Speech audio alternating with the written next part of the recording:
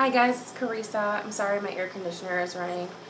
I wanted to make a video for you today. I did have a doctor's appointment with my primary, and I guess I wanted to document and talk through some of that, and I do want to touch base with you. I've had a hard time making videos for this channel because I feel like I either come off as just stone cold, stoic, no feelings whatsoever, or I seem like a complete basket case. And neither of those things very well represents how things have been. It's just been a complete variety of emotions. And even when I expect that I feel fine, the tiniest little thing can come and just, make me feel like I've just been kicked in the stomach. And then there are times when I feel like I need to really, I guess I don't really know how to say it because it all sounds so dramatic. It all sounds so ridiculous. And I know that I need to be able to be in touch with my feelings, and I know that I need to allow myself to feel bad when I do, and if I have a moment where I feel like I feel good, I need to take it and not feel guilty about it. But I'm just in a funk, I guess. I feel okay though most of the time, and okay is better than what I could ask for, so sometimes I feel guilty for not being more sad or for not feeling more devastated. But sometimes when those feelings creep on, I get angry with myself because I'm like, you came so far. Feelings like that are completely, they're not welcome here, because you have to be appreciative, and it's a complete battle within myself at all times. So it's been hard to make a video and just kind of say how things have been, because it comes out like that. And I do have a lot of hope for my FET, but it scares me a lot because of the stakes on it, and that's our last chance. And you'll hear me say that over and over again because it's one of my biggest fears and problems. But I'm going to try not to focus on that as much as possible, because it isn't truly our last chance, but it would be our last chance for a year or so at least. And that is scary. So I just feel like I'm kind of ramping up towards that. In the meantime, I'm trying to make sure I do get enough sleep, and I try and stay relaxed, and I don't let myself get too terribly stressed with work, or work is getting busy this time of year, but I'm trying to make sure that I'm managing my time well so that I don't feel flustered or frazzled or spread too thin. I am trying to eat much, much better. It's to the point where nothing is exciting.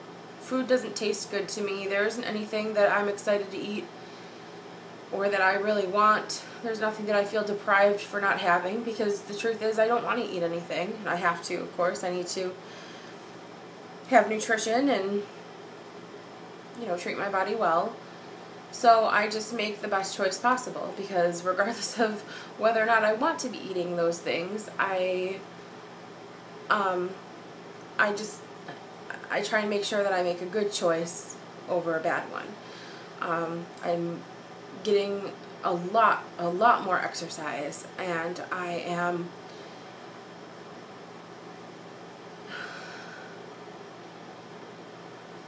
I feel awful a lot of the time, but I mask it with doing good things for myself because I need to, I deserve to, and anything else would be detrimental to our next steps. So some of that sort of self-medicating kind of thing that I used to do in the past, where I would eat really poorly or let others feed me poorly. I know that sometimes, with Mike, for example, he will want to treat me and get me something for dinner that's really unhealthy, because I think he thinks that I'll enjoy it and it'll make me feel better in some way. And then sometimes I want to let him, not because I even want that food or even because I want to indulge in that way, but because I feel like it'll make him feel better if he was able to do something that he thinks helped me. And that is just such a sick, twisted pattern of things to involve yourself in. But food has been an issue for me in the past because it was a comfort, and it's something that I had learned from my childhood, you know. And in times like this, I would have had ice cream for dinner and then slept for 9 hours a day and just tried to get to the next day on the calendar. And I'm not doing that this time because I feel like I can't. So that leads me to my doctor's appointment today. This is a follow-up appointment that was scheduled 3 weeks ago, I believe, 4 weeks ago. While I was still pregnant, I went in during that very brief period of time that I knew about it, and I requested to change my blood pressure medication because although the nurse practitioner kept saying what you can take through pregnancy, my primary had other concerns. And at my physical in April, she had said, I know you're currently pursuing IVF, and if you were to get pregnant, would you like to change your medication now to prepare for that time? And although it probably would have been wise to do so, my first instinct was to say no, because it's really more of a case of if rather than when. I don't even know if I'll ever get pregnant, so I don't want to mess with any medications right now. She's like, okay, just call me if it happens.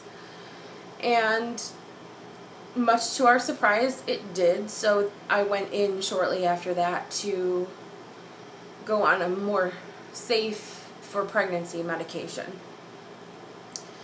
The downside to that, and one of the stress factors, and of course I'm talking about I have very severe anxiety, and I think I handle it really well, especially unmedicated, but there are some very specific triggers, and my health and my just my overall care when it comes to doctors is one of them, because I don't tend to speak up. I don't tend to even think about things until I'm not in the doctor's office, and I get stressed about just going to the appointment and being on time. And so a doctor's appointment can be a very, very stressful thing for me. And I think that I handle that well, but the idea of changing medications and knowing that it could have a negative effect on a pregnancy, just with what it might do to my body changing the medication, that frightens me, because I know that they always err on the side of caution and start me with a low dose and monitor it. You know, I've done this before. During other treatments, they had me on this medication. It's methyl-dopa, which is also known as Alderman, and it's a really, really old but safe medication for pregnancy, and apparently it's the safest that you can take. The downside is you have to take it multiple times a day in broken up doses. You have to really, really babysit yourself on it, and I have to set alarms and make sure I take it on schedule. And I got stressed about the idea of potentially doing something negative to my body by changing the medication for the benefit of the pregnancy, but if my blood pressure spiked because they put me on a low dose to start, what would that do? I, of course, didn't put too much stock in that because my numbers weren't great. It was early.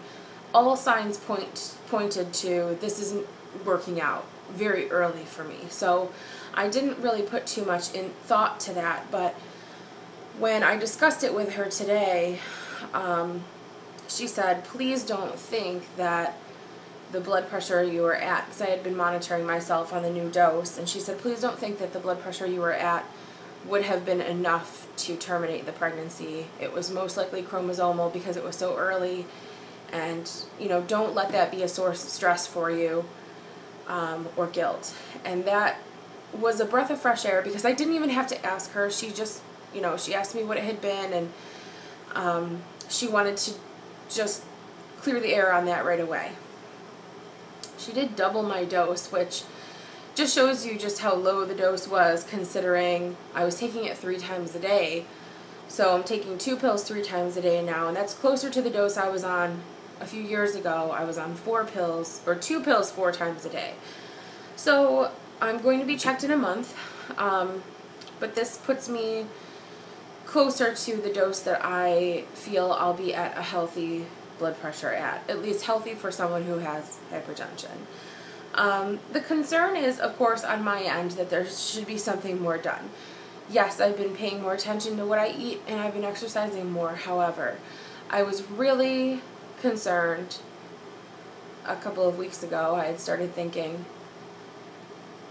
what if I am wrong? And what if I should have had weight loss surgery? Not to get and stay pregnant, but just what if I should have had it? Because clearly I did lose weight on my own, but I have since gained most of that back and in fact have had trouble consistently taking it off again. And I know I'm working against a lot of my own biology, and I thought, what if I'm wrong, and what if I'm a jerk and I'm just denying myself of better health and therefore my children and everyone because I was too proud to admit I needed help. What if I can't do it on my own? Because I don't think that I can, just looking at myself and my circumstances. And I've done a lot of research on it, I've thought a lot about it, and so I really wanted to ask my doctor today because at no point has she ever even suggested it. I think that with the doctor that she had me go see, with him saying I should do it, I wanted to hear what she thought. Of course, she stayed very neutral on the subject, but her initial feeling on it, just hearing how I talk about it, is that I'm not like most patients who have weight loss surgery. She said most people are dreaming about it and are really preoccupied with it, and that's all they think about, and they want it so badly. And she said that's why there are so many steps to get approved for it, because they have to make sure that you're doing it for the right reasons and that you're prepared for the changes that come after. So she said that I should go to a meeting and get information on it before I decide, and she said that may very well solidify my own current feelings on it, or it may make me feel like I've had so much light shed on it and now I feel like I accept the idea of it and actually feel that I want it. So I'm thinking about that. Listen, there's that theory, and I don't even think it's a theory, it's true, that it's easier to maintain your weight than it is to get to a weight that you want to maintain. And I'm not looking for an easy way out, and I don't consider weight loss surgery an easy way out. There's so much involved with it, and there's so much tied to it physically and emotionally. Of course, also beyond that, there's risks. There's just, it makes me feel emotional just thinking about it, because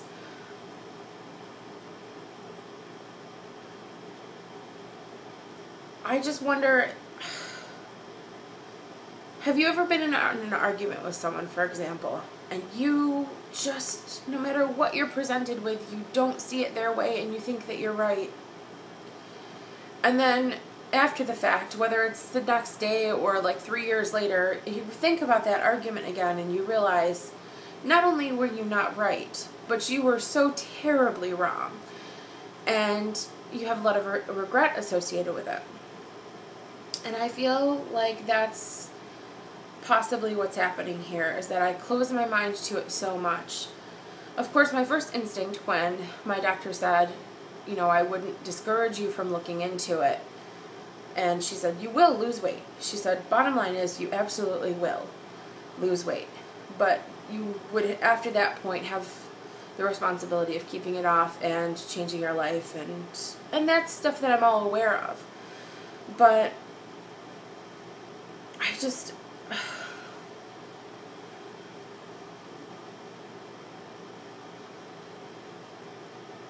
I guess I'm in a place right now where I'm open to a lot more self-reflection and looking at where all of my infertility depression has gotten me physically, mentally, financially, and I don't like where I am right now. Do I want to do an FET in 3 weeks? Yes, I do. But part of me feels like it's irresponsible to just jump right into that as well. So we'll see how things progress. We'll see where things go. I'm going to just continue to just get out of bed every day and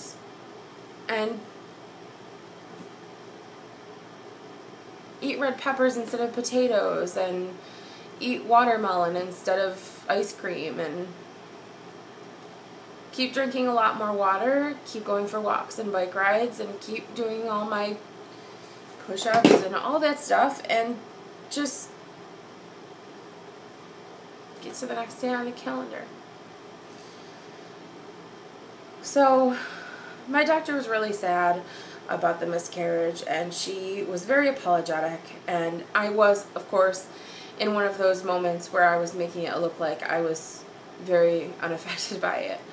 But I didn't want her to think that I was so terribly devastated, and she did tell me that she liked my attitude about pregnancy in general, and you know, when it happens, and that I can't be too upset about it.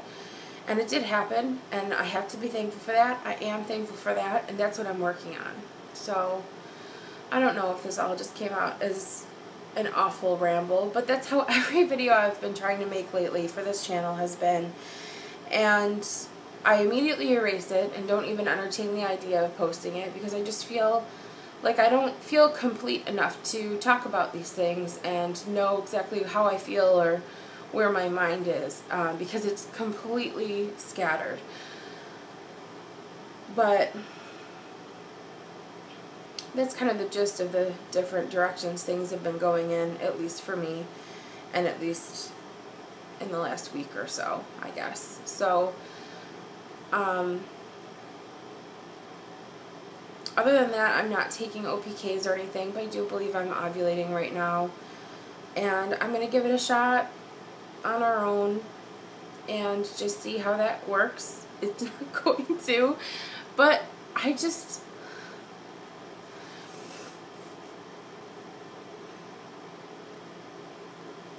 have to keep having hope, and I just have to keep trying.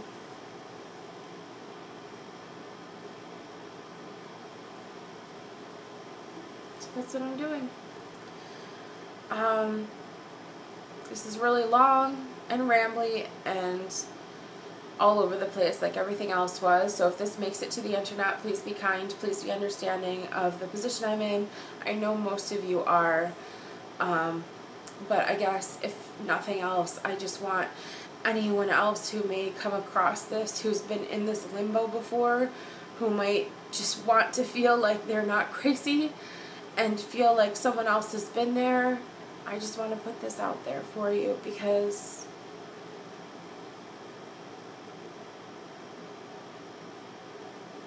it's the best thing I can do with the time that I have now and with the way that I'm feeling now. So thank you guys, and hopefully I will talk to you very soon. Bye.